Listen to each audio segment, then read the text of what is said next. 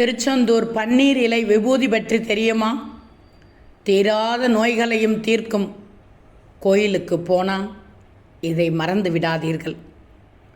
முருகப்பெருமானின் அறுபடை வீடுகளில் இரண்டாம் வீடான திருச்செந்தூர் சுப்பிரமணிய சுவாமி கோவில் கடற்கரையோரத்தில் அமைந்துள்ள ஒரு புனித தலம். இங்கு பக்தர்களுக்கு வழங்கப்படும் பன்னீர் இலை விபூதி ஒரு சாதாரண பிரசாதமாக மட்டுமல்லாமல் தெய்வீக சக்தியுடன் கூடிய ஒன்று.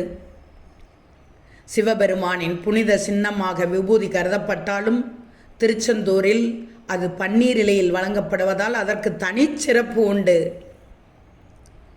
350 ஆண்டுகளுக்கு முன்பு திருச்செந்தூர் கோவில் ராஜகோபுரம் கட்டுமான பணிகள் நடைபெற்ற போது பண பற்றாக்குறை ஏற்பட்டது. தொழிலாளர்களுக்கு சம்பளம் வழங்க வழியில்லாமல் போனது. அப்போது அர்ச்சகர்கள் முருகப்பெருமானின் அருளில் நம்பிக்கை வைத்து சம்பளத்திற்கு பதிலாக பன்னீர் இலையில் விபூதி வழங்கினர்.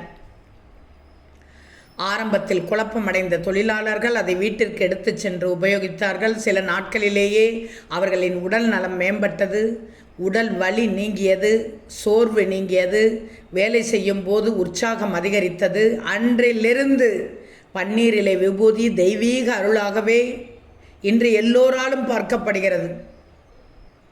புகழ்பெற்ற மகரிஷியான விஸ்வாமித்திரர் ஒருமுறை கடுமையான வயிற்று வலியால் அவதிப்பட்டு தியானம் செய்ய முடியாமல், யாகம் செய்ய முடியாமல் தவித்தார்.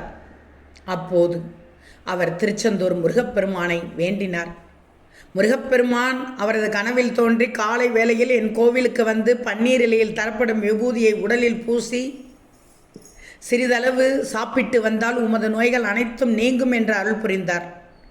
முருகனின் வார்த்தையை ஏற்று விபூதியை உபயோகித்த கொஞ்ச நாட்களிலேயே அவரது உடல்நலம் பூரணமாக குணமானது. இந்த கதை பன்னீர் இலை விபூதி முருகனின் நேரடி அருளாசி என்ற நம்பிக்கையை வெளிப்படுத்தியது.